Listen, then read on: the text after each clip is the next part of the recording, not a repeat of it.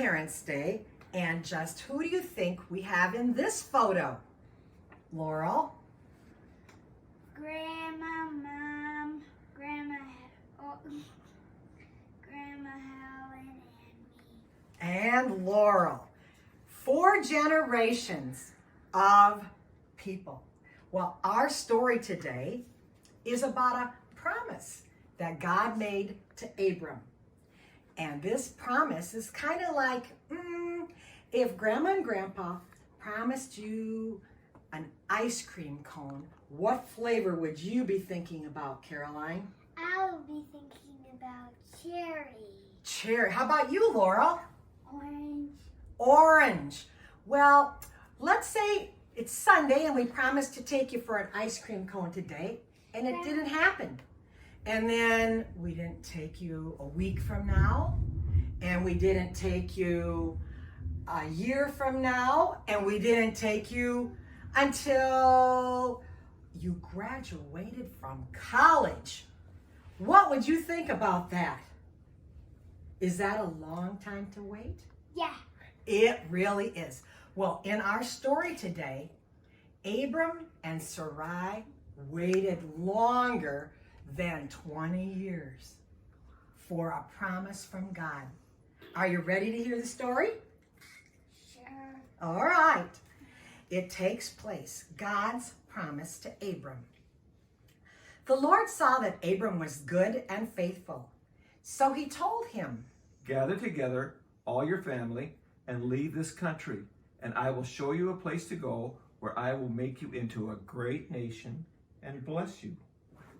Abram didn't really understand what God meant, but he obeyed God. He took his wife, their family, his flocks of sheep, the herds of cattle, and all his servants. And after a long journey, Abram and his family came into the land of Canaan. The Lord came to Abram again, and he said, "I will be with you and your children forever." But Abram was confused. He didn't have any children. He had a large family around him, many servants, but he didn't have a son. Now he was an old man, and his wife Sarai was also old. That night, God told Abram to look up into the sky and count the stars. Do you think he could count them all? Yeah. No, there were way too many stars for anyone to count. So God told Abram, "Your children and their children in many years to come will be more than all the stars that you can see." wow, that's a lot of family that God promised Abram.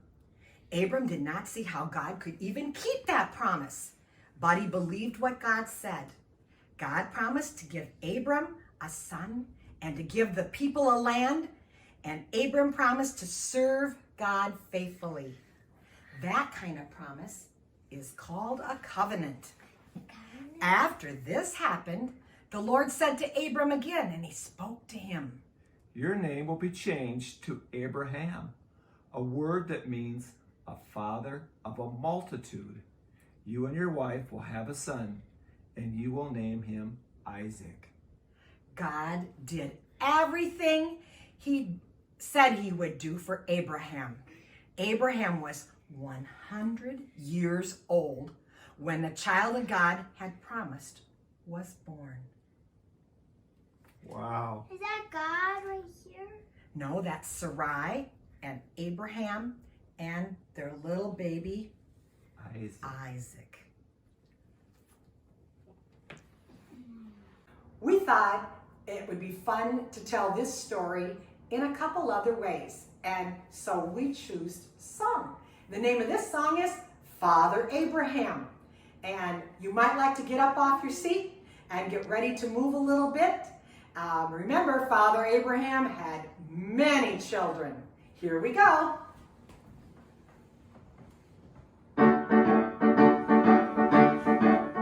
Father Abraham had many children,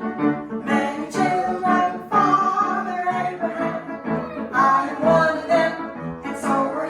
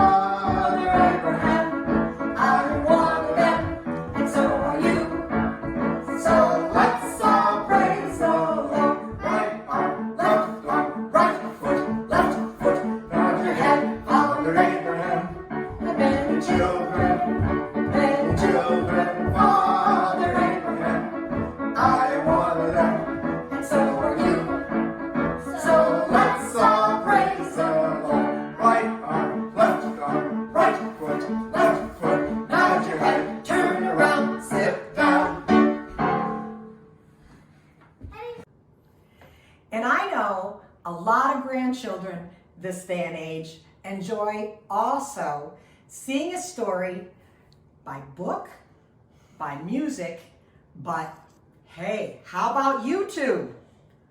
Would you like that? Let's see Abram and Sarai turn to Abraham and Sarah and see how many children they have. So here's our YouTube adventure. Enjoy. Promise to Abraham. So part of God's story is about a promise God made to Abraham, and it begins like this. Once there was a guy named Abraham. He had a wife, Sarah. They didn't think they could have any kids, which was a major disappointment because they really wanted a family. But little did Abraham know that God had a very special plan for him. When Abraham was 75 years old, God promised to give him kids, and one day God would send the rescuer through his family. All God asked was that Abraham and Sarah leave their home first and follow him. Now, they had a tough choice to make. Leave all their friends and trust God, or stay comfortable. This was not easy. See, Abraham really wanted kids, but was already pretty old. Sarah was getting up there too. Not to mention, she had never been able to get pregnant. So if Abraham and Sarah were going to leave their home and trust in God's promise, they had to believe that God would do something that seemed impossible. The good news is, they decided to trust that God would keep his promise. That's always the right choice. So Abraham and Sarah moved from their home to a land called Canaan. Right away, God reminded Abraham of his promise. He said, "I will make your children like the dust of the earth." Can specks of dust be counted? If they can, then your children can be counted. This was God's funny way of telling Abraham he would have a lot of kids, because nobody can count every piece of dust. Well, this promise seemed great, but after a while, Abraham and Sarah still had no kids, let alone as many as the pieces of dust. Now, they were really old. Sometimes God doesn't remind us of his promises because he wants us to learn to trust him. But God took Abraham outside at night and told him to look at the stars. He reminded Abraham that he would give him that many kids. So Abraham decided to keep believing God. He and Sarah waited again. After more years, he got impatient. This time, God told Abraham, by next year, Sarah will have a son. But by now, Abraham was 99 years old. He and Sarah had both given up on having kids and God's promise. In fact, when Abraham told Sarah what God said, she laughed. It's probably not a good idea to laugh at God's promises, but Sarah was tired of waiting and had stopped trusting. The great thing is, even if we think it's impossible, God really does keep his promises. And just like God promised, Sarah got pregnant the next year after Abraham's 100th birthday. When her son was born, she named him Isaac, which means laughter. Sarah said, "God has given laughter to me. Everybody who hears about this will laugh with me." And think about it. A really old lady having a baby is pretty funny. God kept his promise to give Abraham and Sarah a son. Even though they didn't think it was possible, it was easy for God because he can do anything, including giving old people babies. And remember how God was going to give Abraham as many children as the stars in the sky? Well, Isaac grew up and had children who had more children who had more children. This kept going and going and going. And guess who eventually was born in Abraham's line? The rescuer himself, God's son, Jesus. All because Abraham followed God and trusted God to keep his promise. And that's the story of God's promise to Abraham. So in case you missed it, here's the quick version. Abraham and Sarah were old. God promised to give Abraham kids. Abraham and Sarah waited. They got impatient. God reminded them he keeps his promises. Abraham and Sarah waited more. They got impatient again. God told them Sarah would have a baby. Sarah laughed. She had a baby. Jesus was eventually born into their family. God always keeps his promises. And that's a part of God's story.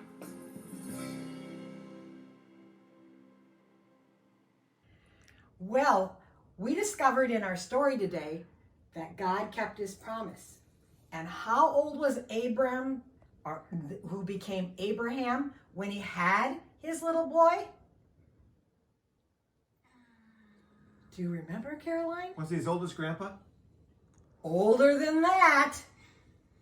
100. 100 years old. Well, it looks like you don't have to wait 100 years to get your promise from Grandpa and Grandma. We'll celebrate Grandparents' Day today and the promise that God gives all of us to trust in him. So here's to Abraham, Grandparents' Day, and ice cream. Yay!